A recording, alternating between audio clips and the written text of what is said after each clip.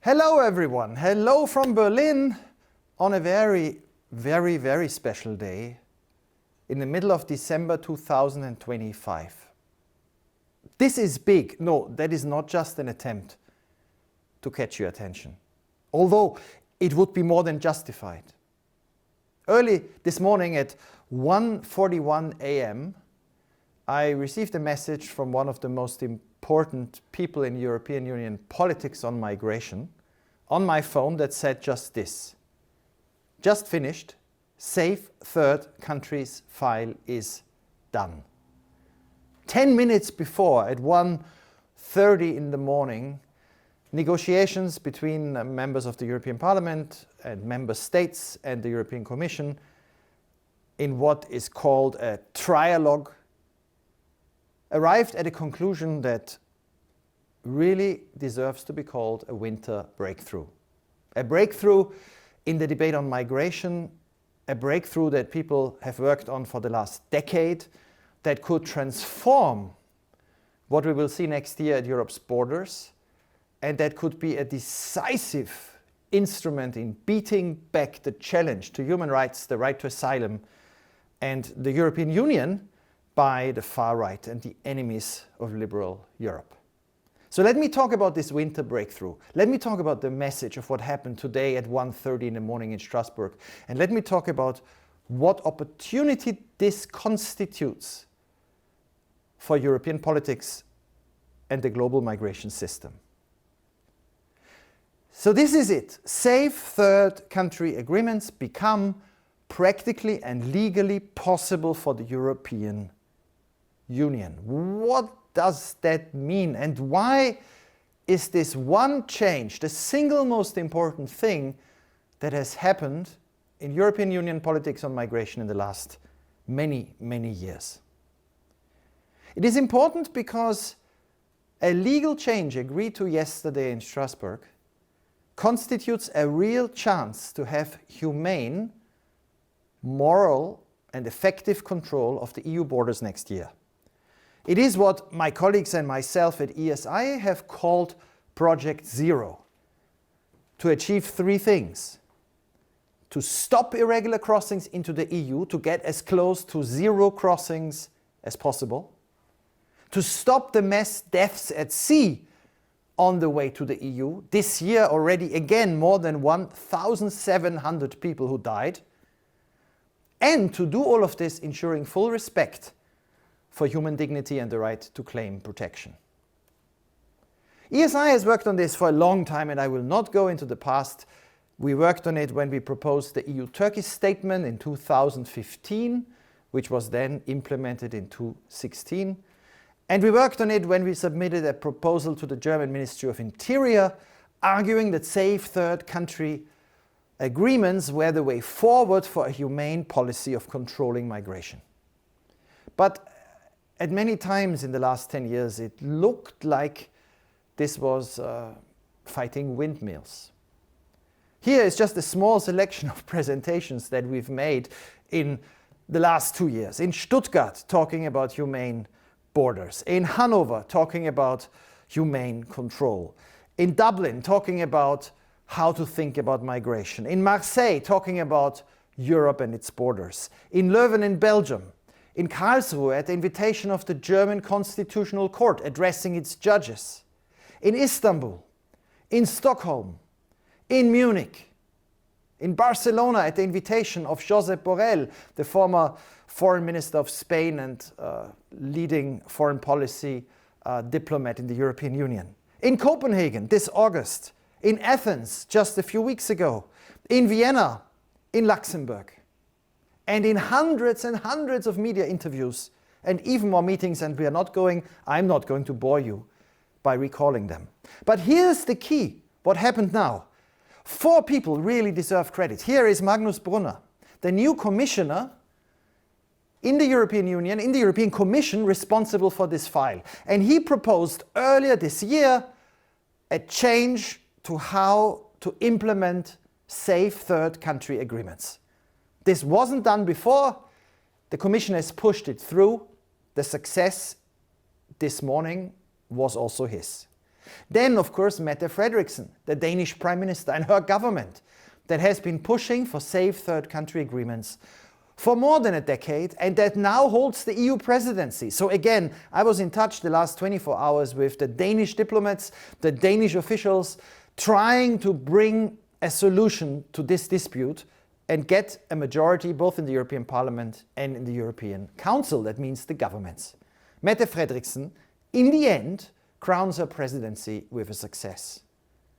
Then it is Friedrich Merz, the German leader who, when he was still in the opposition, once invited me to address the leadership of his party to make suggestions which then found their way into the program, the basic program of the CDU. This program said in 2024, when Friedrich Merz proposed it, that, I have it translated, we want to implement the concept of safe third countries, and we want to respect the Geneva Convention on Refugees and the European Convention on the Protection of Human Rights. So with the CDU having embraced the proposal that we've been trying to argue for 10 years, the EPP, the biggest group in the European Parliament today, took up this proposal in the European elections 2024. So they pushed for it as well. But there was one more element missing. Until recently, until early this year, the German government opposed what has now happened. And so he deserves a lot of credit. The most popular politician in Germany today, Boris Pistorius, today the Minister of Defense, but when I traveled to Copenhagen with him for an event we organized together with the Danish Minister of Migration, he was Minister of Interior in Lower Saxony. And during the coalition talks earlier this year between the SPD and the CDU and CSU, he played a leading role in finding a late compromise, almost at the end of the negotiations, that sounded like this.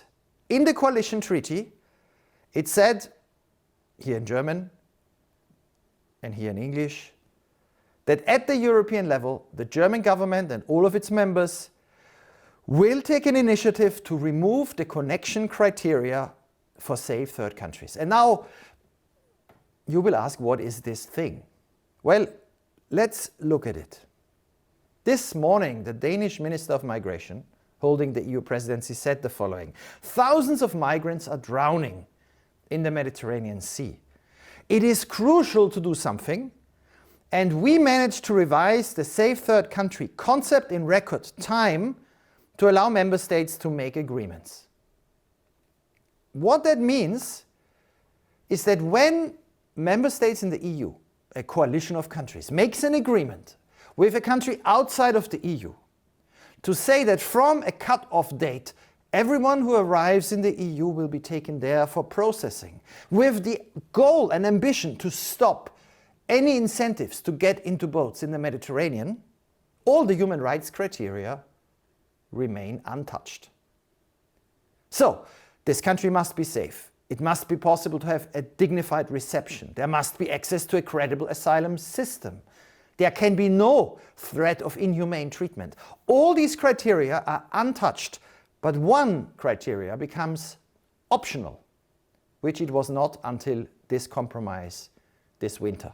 Connectivity, which means that there must not necessarily be a connection between, let's say, a Bangladeshi citizen who arrives in Greece via North Africa, via Libya, and the safe third country to which Greece can take him, which must meet all the human rights conditions, including the ability for a fair asylum status determination. But there must be no connection between the Bangladeshi and that country. Here is what the compromise looks like that was negotiated, that when there is an agreement or arrangement with a safe third country, the connectivity criteria is optional. That means it can be lifted. So someone from any country who arrives in Greece irregularly next year, when this enters into force, can be taken to any safe third country for asylum processing and protection, and the need for a connection disappears. That's it. And it is huge. So here we are. What now? What does this mean? It means that member states can now prepare to negotiate, and we have proposed this for many months already, 5 safe third country agreements in 2026. Start now. And then convince majorities in our publics that it is possible, effective, and moral. Now here's the first argument for morality. This year, 1,745 people died trying to cross to Europe. That is according to the International Organization for Migration. It could be more. And when we saw this picture, ESI, myself, my analysts, my colleagues, when we worked on this issue in 2015, the picture of the small boy who drowned on the coast of Turkey, and his brother, and his mother, one day in early September 2015, when we realized that he was one of 1,100 who drowned in 12 months, we at that time proposed the EU-Turkey statement. We did it in September, right after we saw these pictures. We did it again in October. We pushed for it for many months. And in the end, in March 2016, the Turkish Prime Minister, Ahmet Davutoglu, presented this, our agreement, to the Dutch presidency of the EU and to the German Chancellor here in the Turkish embassy in Ankara. The agreement had an immediate effect. Instead of 1 million people crossing in 12 months, the numbers fell to less than 30,000, so less than 3%. And here you see just what happened in 3 months. The 3 months before the agreement, 151,000 people crossed. The 3 months in the summer, it was 5,000, 3%. The number of dead, 366 in January, February, and March 2016, 7 in the summer.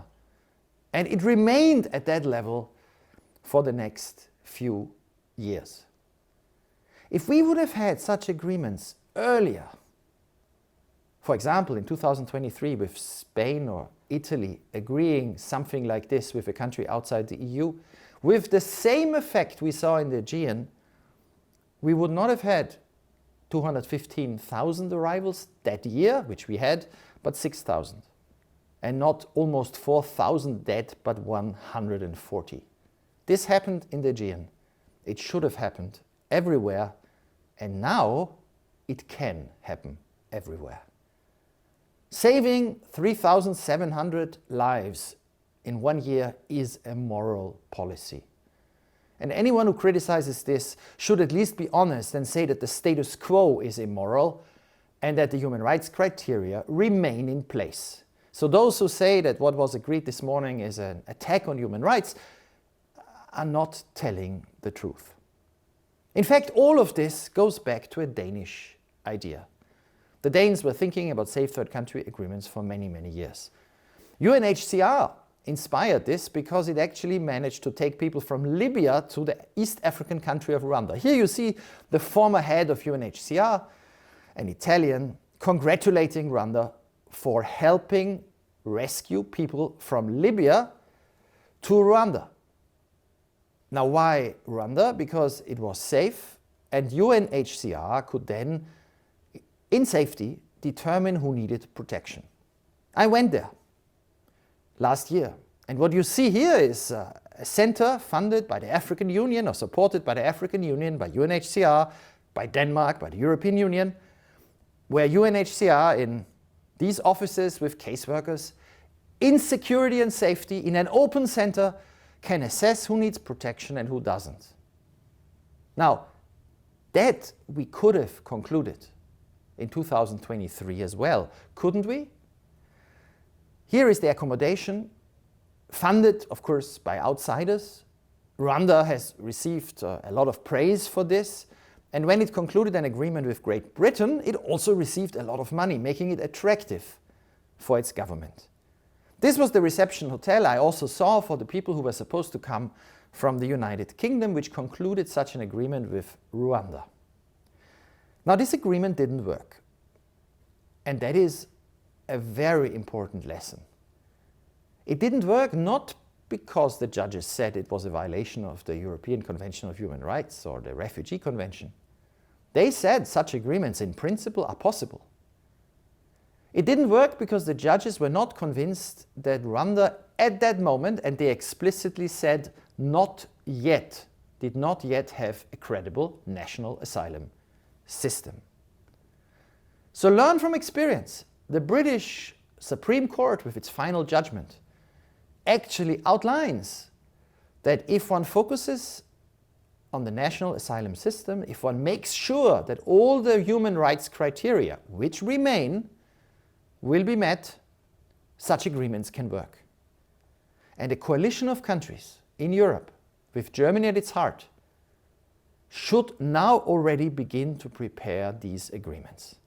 5 safe third country agreements by early 2027, starting this winter. Now, how could you start this winter? You can start immediately with the United Kingdom. We have talked about this in our podcast, 2 + 2 is 4, with Philip Sandman. In Great Britain, we actually have people arriving from Europe across the channel. This year, more than last year. So what one could do is this winter define a day X, a group of countries led by Denmark after its triumphal success on European law, could now agree to say that from the 1st of January or the 15th of January or even earlier, anyone who crosses will be taken by them. They are safe third countries. Greece, Denmark, Sweden, Germany. And they would prove to the countries with which they also begin to negotiate in East Africa or elsewhere, in West Africa, in North Africa, elsewhere around Europe, that it is in the interest of even Germany and Denmark and Greece and Sweden to be safe third countries, because in that case, the United Kingdom will take a much larger number of refugees than it will ever have to transfer back. Prove this winter that it works. And then negotiate such agreements for the central Mediterranean route to Greece and Italy, for the western Mediterranean and Atlantic route to Spain, for the route to Greece from Turkey, and of course for the eastern border from Belarus to the Baltic states and Poland. 5 agreements by the end of next year to prove that humane control is possible. Never again such images of loss of control. Never again images of 700 people drowning in a big ship, as we have seen on the coast of Greece only recently. Never again headlines that say the situation is out of control. And never again cheap ammunition to the far right that claims that somehow elites in Europe don't really want to control migration or fail because they are not willing to be tough and cruel. This is the alternative, and this is what anyone who criticizes safe third country agreements cannot answer. The alternative in Britain and elsewhere has been spelled out by Nigel Farage, an ally of Trump, who presented his shock plan, which involves getting out of all the international conventions that protect the human rights of asylum seekers. Just leave them. Leave the Council of Europe. Leave the Convention on Human Rights. Leave the Refugee Convention. Do what Trump has been doing. Take people to a torture prison in El Salvador. There are parties that want to do this. They are riding high in the polls. It is up to the centrist social and Christian Democrats to prove that there is an alternative. To make migration manageable in 2026, to stop the fear, rational or irrational, and to defend the right to asylum and the European Convention on Human Rights. Make this the winter of the European migration turnaround. Make the 18th of December 2025 a historic day by building on this foundation. This is a big chance for Europe. We must use it.